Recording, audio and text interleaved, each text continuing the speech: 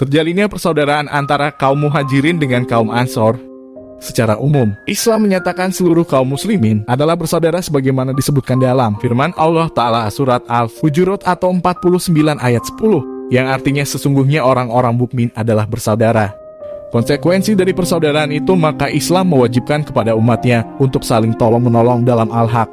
Namun yang menjadi fokus pembicaraan kita kali ini bukan persaudaraan yang bersifat umum ini, tetapi persaudaraan yang bersifat khusus antara kaum Muhajirin dengan kaum Ansor. Persaudaraan antara kaum Muhajirin dan kaum Ansor yang dideklarasikan Rasulullah Shallallahu Alaihi Wasallam memiliki konsekuensi lebih khusus bila dibandingkan dengan persaudaraan yang bersifat umum.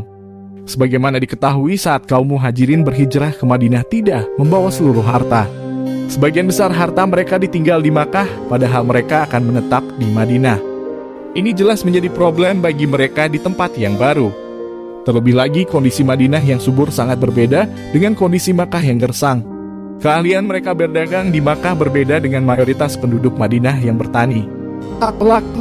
Perbedaan kebiasaan ini menimbulkan permasalahan baru bagi kaum Muhajirin, baik menyangkut ekonomi, sosial kemasyarakatan, dan juga kesehatan. As-Siratun Nabawiyah As-Sahihah halaman 241, mereka harus beradaptasi dengan lingkungan baru. Sementara itu pada saat yang sama harus mencari penghidupan, padahal kaum Muhajirin tidak memiliki modal. Demikian problem yang dihadapi kaum Muhajirin di daerah baru. Melihat kondisi kaum Muhajirin dengan landasan kekuatan persaudaraan, maka kaum Ansor tak membiarkan saudaranya dalam kesusahan. Kaum Ansor dengan pengorbanannya secara total dan sepenuh hati membantu mengentaskan kesusahan yang dihadapi kaum Muhajirin.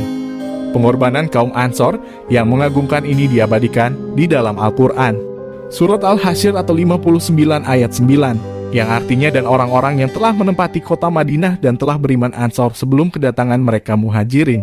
Mereka mencintai orang yang berhijrah kepada mereka, dan mereka tiada menaruh keinginan dalam hati mereka terhadap apa-apa diberikan kepada mereka orang Muhajirin. Dan mereka mengutamakan orang-orang Muhajirin atas diri mereka sendiri, sekalipun mereka memerlukan apa yang mereka berikan itu. Berkaitan dengan ayat di atas, terdapat sebuah kisah sangat masyhur yang melatar belakangi turunnya ayat 9 surat Al-Hasyr. Abu Hurairah radhiyallahu anhu menceritakan ada seseorang yang mendatangi Rasulullah Shallallahu Alaihi Wasallam dalam keadaan lapar. Lalu beliau Shallallahu Alaihi Wasallam mengirim utusan ke para istri beliau Shallallahu Alaihi Wasallam. Para istri Rasulullah Shallallahu Alaihi Wasallam menjawab, kami tidak memiliki apapun kecuali air. Rasulullah Shallallahu Alaihi Wasallam bersabda, siapakah di antara kalian yang ingin menjamu orang ini? Salah seorang kaum Ansor berseru, saya. Lalu orang Ansor ini membawa lelaki tadi ke rumah istrinya, dan ia berkata, muliakanlah tamu Rasulullah Shallallahu Alaihi Wasallam. Istrinya menjawab, kami tidak memiliki apapun kecuali jatah makanan untuk anak-anak. Orang Ansor itu berkata, siapkanlah makananmu itu. Nyalakanlah lampu dan tidurkanlah anak-anak kalau mereka minta makan malam. Kemudian wanita itu pun menyiapkan makanan, menyalakan lampu, dan menidurkan anak-anaknya. Dia lalu bangkit seakan hendak memperbaiki lampu dan memadamkannya. Kedua suami istri ini memperlihatkan seakan mereka sedang makan. Setelah itu mereka tidur dalam keadaan lapar. Keesokan harinya, sang suami datang menghadap Rasulullah Shallallahu Alaihi Wasallam. Beliau Shallallahu Alaihi Wasallam bersabda, malam ini Allah tertawa atau takjub dengan perilaku kalian berdua. Lalu Allah Ta'ala menurunkan ayatnya yang artinya, dan mereka mengutamakan orang-orang Muhajirin atas diri mereka sendiri, sekalipun mereka memerlukan apa yang mereka berikan itu. Dan siapa yang dipelihara dari kekikiran dirinya, mereka itulah orang-orang yang beruntung. Qiyas Al-Hasyr atau 59 ayat 9. Hadis riwayat Bukhari 3798. Bagaimanapun pengorbanan dan keikhlasan kaum Ansor membantu saudaranya, namun permasalahan kaum Muhajirin ini tetap harus mendapatkan penyelesaian, agar mereka tidak merasa sebagai benalu bagi kaum Ansor. Disinilah tampak nyata pandangan Rasulullah Shallallahu Alaihi Wasallam yang cerdas dan bijaksana. Beliau Shallallahu Alaihi Wasallam kemudian mempersaudarakan antara kaum Muhajirin dengan kaum Ansor. Peristiwa ini sebagaimana disebutkan dalam banyak riwayat terjadi pada tahun pertama Hijriyah. Tempat deklarasi persaudaraan ini sebagian ulama mengatakan di rumah Anas bin Malik. Ucapan ini disampaikan sendiri oleh Anas bin Malik radhiyallahu anhu, sebagaimana diriwayatkan oleh Imam Al-Bukhari dalam Al-Fath. 10 atau 41. No, 2294 dan Muslim 4 atau 196 atau 2529. Lihat As-Siratun Nabawiyah Fidawil Masadiril Asliyah halaman 302 dan sebagian yang lain mengatakan di masjid. Ucapan ini dibawakan oleh Abu Said dalam Syaraful Mustafa sebagaimana juga disebutkan Ibnu Hajar dalam Al-Fath 15 atau 130. Dr. Akram Diya Al-Umari mengatakan nampaknya wallahu alam.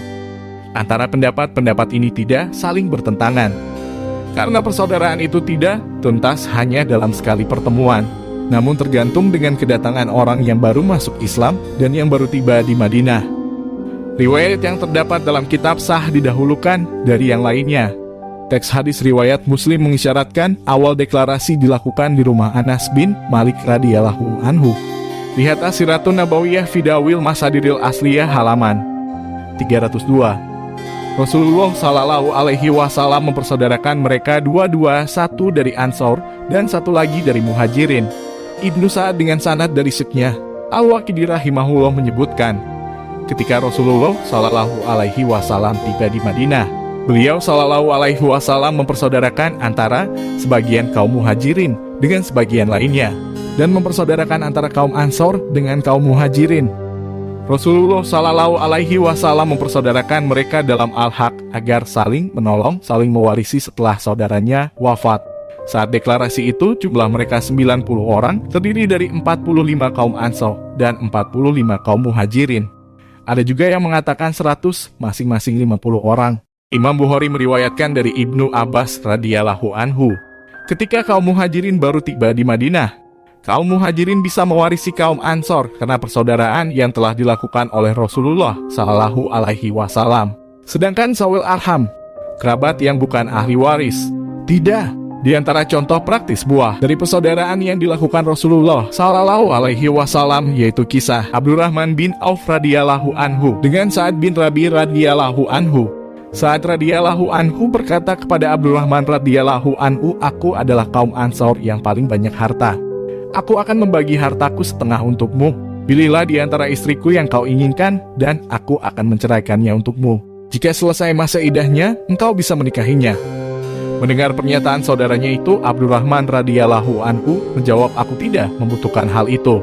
Adakah pasar di sekitar sini tempat berjual beli? Lalu Sa'ad radhiyallahu anhu menunjukkan pasar Kainuka. Mulai saat itu, Abdurrahman radhiyallahu anhu sering pergi ke pasar untuk berniaga. Sampai akhirnya ia berkecukupan dan tidak memerlukan lagi bantuan dari saudaranya. Hadis ini selengkapnya bisa dilihat dalam Sahih Al-Bukhari, Al-Fath 9 atau 1331340. 2048 persaudaraan yang dijalin oleh Rasulullah Sallallahu Alaihi Wasallam terus berlanjut. Ketika kaum Muhajirin sudah merasa biasa, tidak asing lagi, dan sudah mengetahui cara mencari nafkah, maka Allah Ta'ala menggugurkan syariat waris mewarisi dengan sebab tali persaudaraan seperti ini, namun tetap melanggengkan persaudaraan kaum mukminin. Allah Ta'ala berfirman, yang artinya dan orang-orang yang beriman sesudah itu, kemudian berhijrah dan berjihad bersamamu, maka orang-orang itu termasuk golonganmu. Juga, orang-orang yang mempunyai hubungan kerabat itu sebagiannya lebih berhak terhadap sesamanya daripada yang bukan kerabat di dalam kitab Allah. Qiyas Al-Anfal atau 8 ayat 75 dan firman-Nya, yang artinya dan orang-orang yang mempunyai hubungan darah satu sama lain lebih berhak waris mewarisi di dalam kitab Allah daripada orang-orang mukmin dan orang-orang muhajirin, kecuali kalau kamu mau berbuat baik kepada saudara-saudaramu seagama. Yang demikian itu telah tertulis di dalam kitab Allah. Qiyas Al-Ahzab atau 33 ayat 6. Peristiwa penghapusan saling mewarisi ini terjadi pada saat perang Badr. Ada juga riwayat yang menjelaskan terjadi pada saat perang Uhud. Ibnu Abbas radhiyallahu anhu menyebutkan yang digugurkan adalah saling mewarisi, sedangkan tolong-menolong dan saling menasihati tetap disyariatkan. Dan dua orang yang telah dipersaudarakan bisa mewasiatkan sebagian harta warisannya untuk saudaranya. Inilah pendapat Imam Nawawi rahimahullah. Lihat, Sahih Muslim 4 atau 1960. Di antara bukti yang menunjukkan persaudaraan ini terus berlanjut namun tidak saling mewarisi, yaitu Rasulullah Shallallahu Alaihi Wasallam mempersaudarakan antara Salman Al-Farisi radhiyallahu anhu dengan Abu Darda radhiyallahu anhu. Padahal Salman radhiyallahu anhu masuk Islam pada masa antara perang Uhud dan perang Khandaq. Rasulullah Shallallahu Alaihi Wasallam juga mempersaudarakan antara Muawiyah bin Abi Sufyan radhiyallahu anhu dengan Al-Hattad at-Tamimi radhiyallahu anhu. Juga antara Ja'far bin Abi Thalib radhiyallahu anhu dengan Muadz bin Jabal radhiyallahu anhu. Semua peristiwa ini terjadi setelah perang Uhud. Ini menunjukkan persaudaraan itu masih disyariatkan namun tidak saling mewarisi. Pelajaran dan hikmah sikap Abdurrahman bin Auf radhiyallahu anhu terhadap tawaran saudaranya, yaitu Sa'ad bin Rabi radhiyallahu anhu, merupakan ifah atau menjaga harga diri dengan tidak meminta-minta. Tanpa kesiapan mental kaum muhajirin untuk melakukan pekerjaan yang sanggup mereka lakukan,